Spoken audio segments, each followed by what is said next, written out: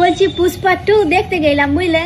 সিনেমাটা দেখে আমি এত খুশি হয়েছি তার থেকেও বেশি দুঃখী হয়েছি। আরে আল্লু অর্জুন ওখানে ওর বইয়ের খুশির জন্য সিএম বদলে দিল, সিএম শুধু একটা ছবির জন্যে। আর আমার ভাই একটা যদি জামা পরে নেয়, যদি বলি চেঞ্জ করো ভালো লাগে না এটাই, তখন বলবো ওইটা পরে নিয়েছি তো আমি পরেই নিয়েছি, ওইটা আর চেঞ্জ হবে না, আমি এই যে পরেই যাব।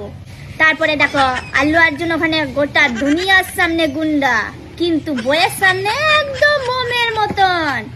আর আমার বা ঠিক তার উল্টো, গোটা দুনিয়ার কাছে মোমের মতন, যে যাই খুশি বলে দিয়ে চলে যাক, তাতে কিছু যায় আসেনি।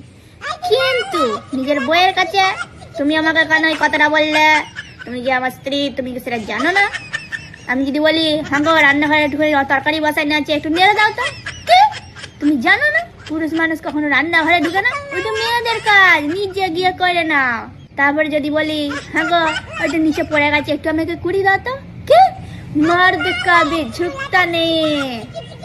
না না বলছি আমাদের কি দোষ, আমরা কি দোষ করেছি যে আমরা এরকম বর পাই নাই? আমরা জীবনে কেন এরকম বর পাই না?